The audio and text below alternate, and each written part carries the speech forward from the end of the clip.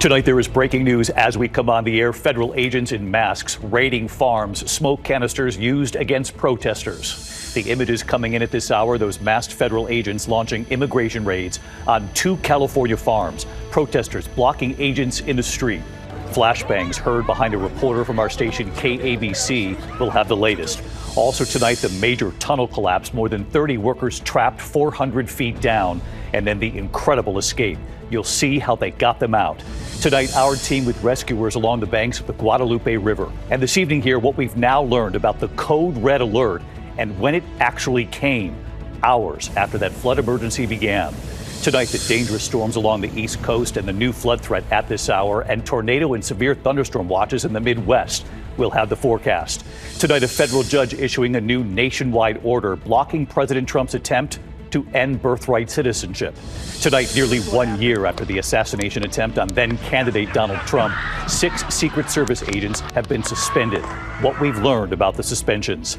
The stunning attack in the Red Sea, Iranian-backed Houthi rebels sinking a cargo ship, 22 crew members on board. We have learned at this hour there are survivors. Tonight, the Delta passengers headed to New York City, stranded in the middle of the Atlantic Ocean on a small island. Tonight, the new drug just approved by the FDA for your dog. Could it be a game changer? The major upset at Wimbledon, the American star advancing to her first ever Grand Slam final, and the other American who could be on his way. And tonight, the new Superman one-on-one with our Will Reeve. Will, of course, Christopher Reeve's son. Is this weird for you? Tonight, Will's own cameo in the movie, and you'll see it here, and the new Superman on the legacy of Christopher Reeve. From ABC News World Headquarters in New York, this is World News Tonight with David Muir. Good evening, and it's great to have you with us here on a very busy Thursday night. We do begin tonight with breaking news, a major immigration raid unfolding, masked federal agents raiding 2 California farms just north of Los Angeles at this hour, clashing with protesters who quickly gathered, men lined up against a wall under heavy guard. The dramatic images coming in at this hour, scores of agents on the road between 2 fields, tossing smoke canisters toward the crowd. The chaotic scene on the ground, flashbangs heard from our reporter right there on the scene. ABC's chief investigative correspondent Aaron Katersky leading us off on these raids now underway tonight. Tonight, a dramatic scene northwest of Los Angeles. Protesters clashing with masked federal agents conducting immigration raids at a cannabis farm in Ventura County. They have a lot of personnel. I think there's like almost 100 people down there. Yeah, they got K9 and everything. Crowds quickly gathering. Oh my God! The federal agents setting off smoke canisters and irritants to disperse them. Right now they're popping off tear gas canisters and folks are just running like crazy and it's just chaos out here. I'm gonna have to get out of the way, folks. Dozens of men lined against the wall, heavily armed agents standing guard. At least one person is seen kneeling on the ground, seemingly under arrest. Another large-scale immigration raid in nearby Santa Barbara County targeted a second cannabis farm owned by the same company. Last week, President Trump told a crowd in Iowa there would be carve-outs to allow farmers to vouch for their workers. Because we don't want to do it where we take all of the workers off the farms. We want the farms to do great like they're doing right now. This week, the Secretary of Agriculture said there would be no amnesty for any farm workers. So no amnesty under any circumstances. Mass deportations continue, but in a strategic and intentional way as we move our workforce toward more automation and toward a 100% American workforce. Tonight, Border Czar Tom Homan saying the administration is still talking about farm workers. I can tell you that there's a lot of people talking in here. Department of Labor, Department of Agriculture, Department of Homeland Security, talking about options. Nothing's been settled. This kind of immigration enforcement is not only drawing crowds like we're seeing tonight, David. Online, there are calls for violence with the goal of trying to stop these raids. David? Aaron Katersky leading us off tonight. Aaron, thank you. Now to the terrifying scene, a major tunnel collapse. This happened 400 feet underground, more than 30 workers trapped, some 5 miles from the entrance to the tunnel. That scene playing out in LA County. It took hours, but then the remarkable moment, they got the workers out. They were lifted up by a crane right there. 31 in all. You can see them walking out unharmed. Firefighters rushing to the scene, prepared for what could have been a mass casualty event. The first word from officials, we were lucky.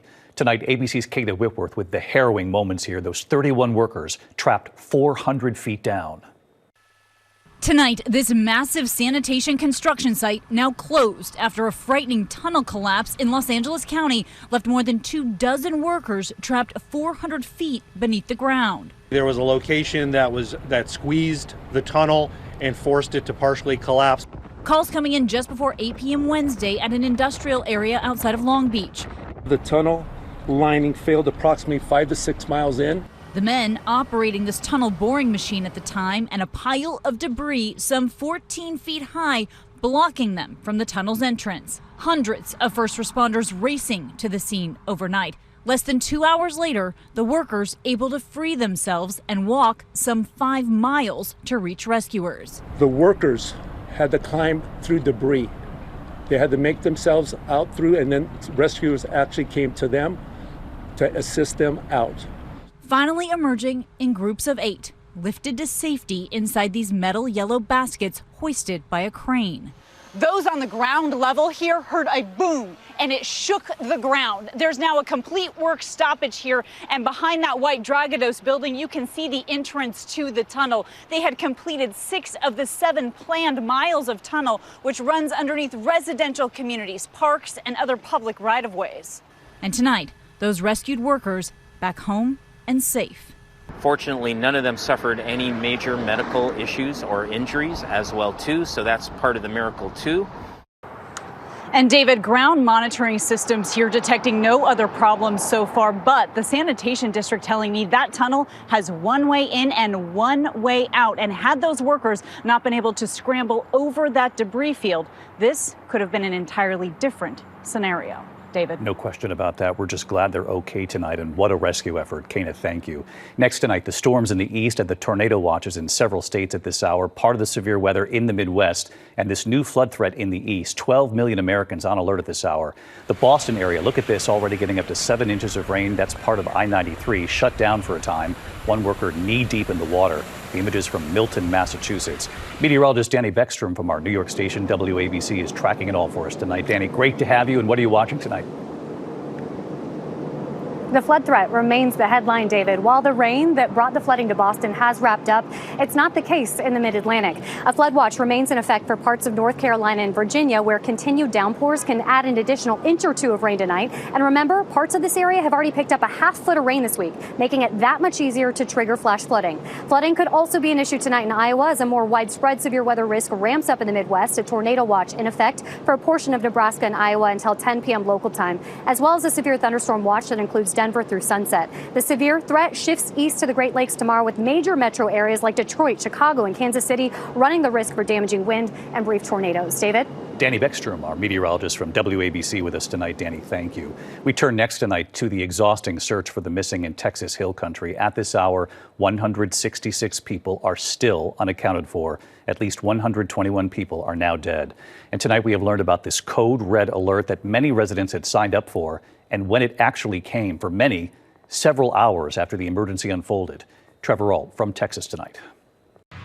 Tonight, the agonizing search efforts in the Texas Hill Country.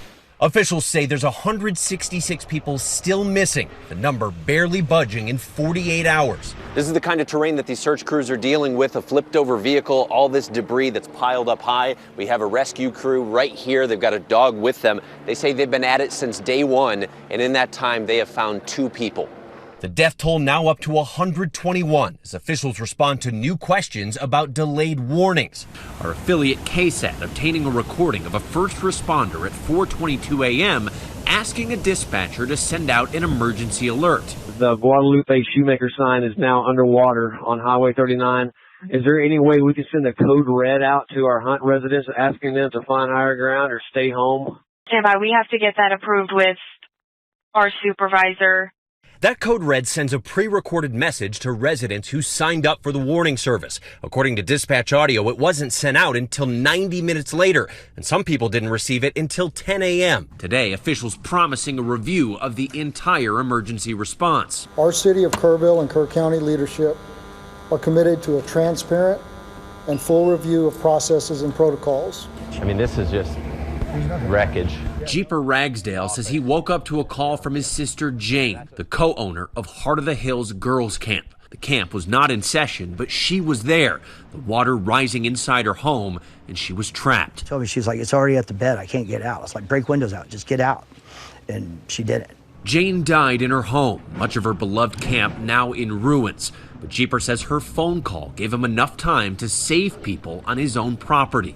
A lot of people got saved. And some of it was because of Jane.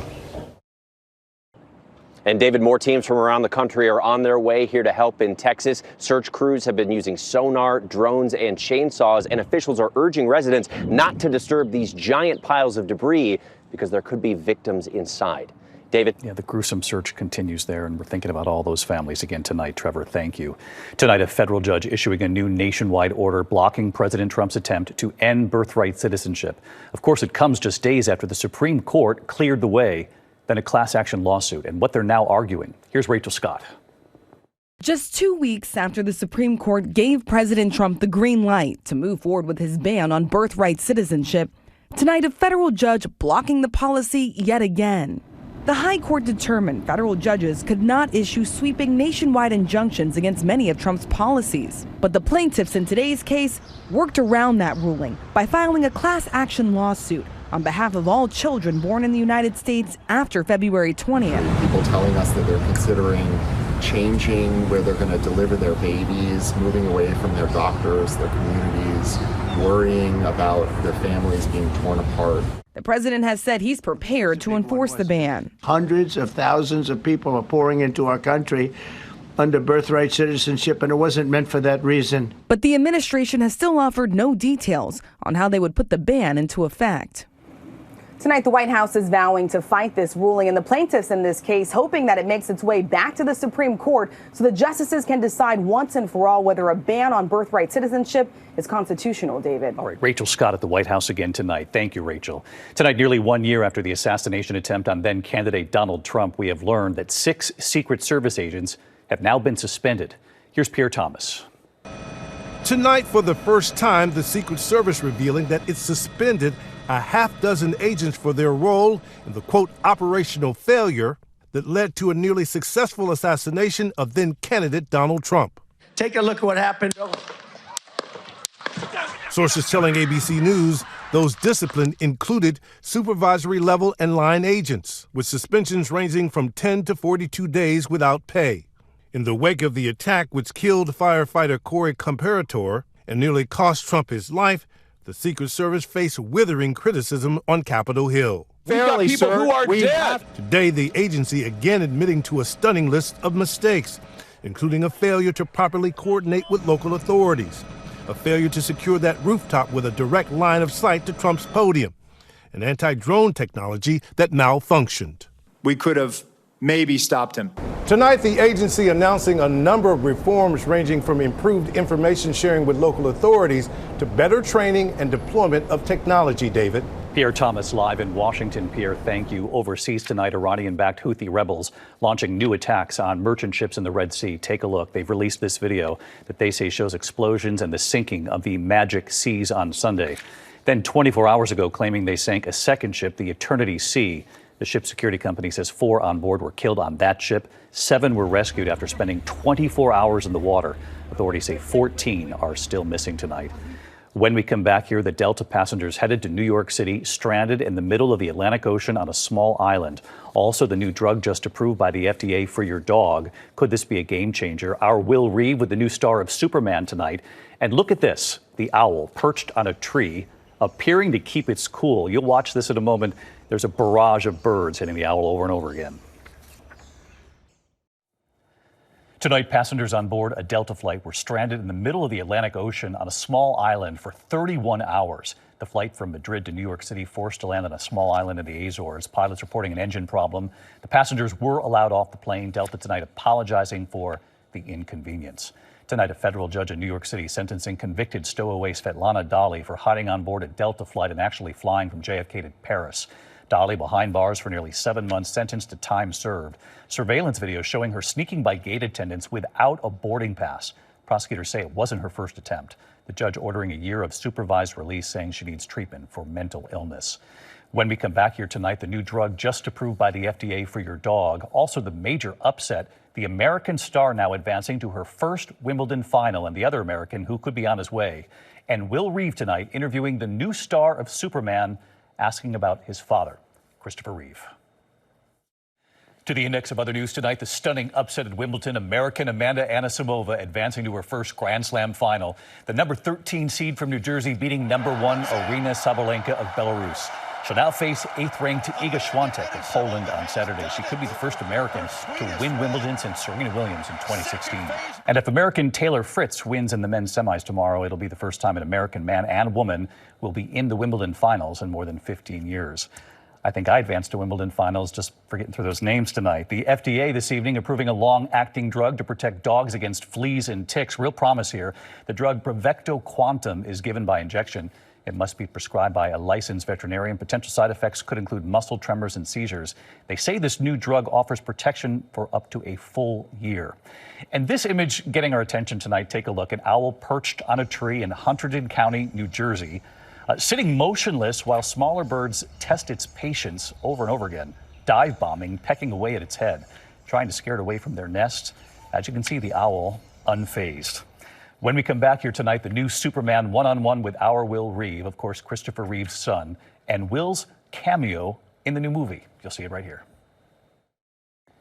Funny tonight here, the new Superman taking flight, and he's one-on-one tonight with our Will Reeve.